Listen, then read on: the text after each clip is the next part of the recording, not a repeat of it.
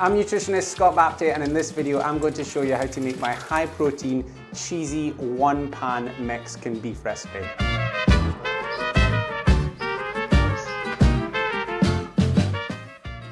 So first thing we're going to do is just get this pepper chopped up nice and small.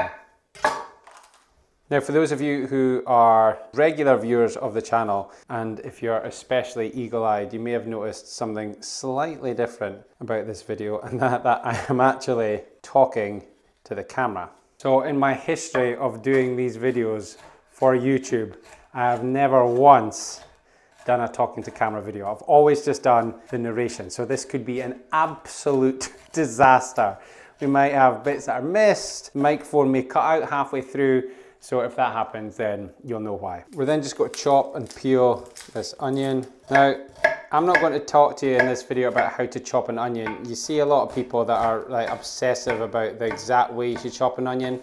I don't really care, so long as it's chopped up reasonably uniformly and you keep your fingers out the way, that's the important thing. You don't need to overcomplicate cooking. So that's the only chopping and prep we need to do. Next up, we just need to cook it. Get your oil in the pan.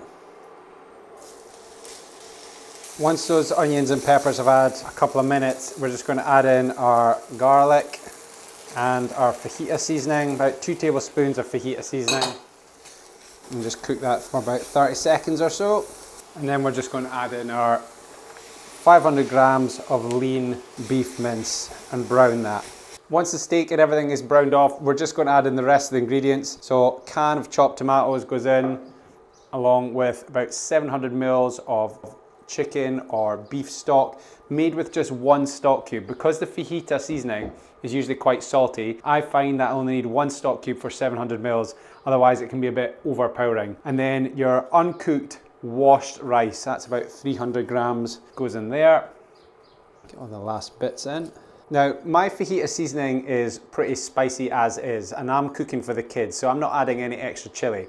But if you like a lot of kick to your foods, then you can obviously add in a little bit of chili powder.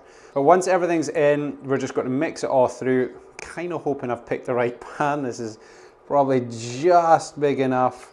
And once it's all combined like that, we'll get the lid on it and give it a simmer. So we'll get the lid on it and then we'll reduce the heat down and we'll simmer that for about 20 minutes, checking it every now and again, giving it a wee stir to make sure it doesn't get stuck to the bottom. Once the timer goes, it should be looking something like this. All you're going to do is turn the heat off, and then we're going to sprinkle on some of this cheese. So don't take it off the heat, just keep it on the heat, because the rice might not be fully cooked through at this stage. It should just require a couple of minutes more. So all the cheese goes on like that, and then we're going to pop the lid back on it. And then just leave it for about 3 minutes to let that rice fully cook through, absorb a bit more liquid, and hopefully all the cheese will be melted and gooey on top. So lid on, leave it there, 3 minutes. Okay, here we go, the grand reveal. Oh, look at that.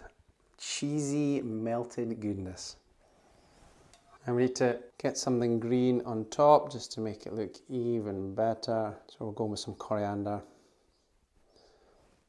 Again, I realise not everybody is a fan of coriander, so you can put some parsley on it, but do something because it just makes it look all that little bit better. There you go.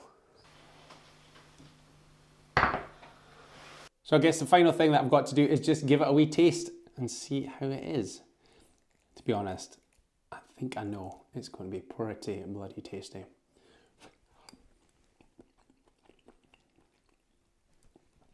So good. Cheesy, meaty, a little bit spicy, amazing.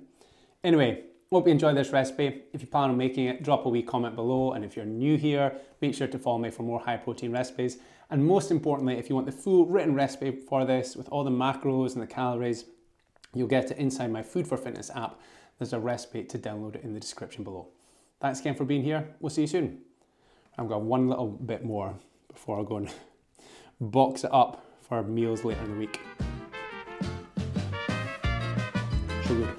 Done. See ya.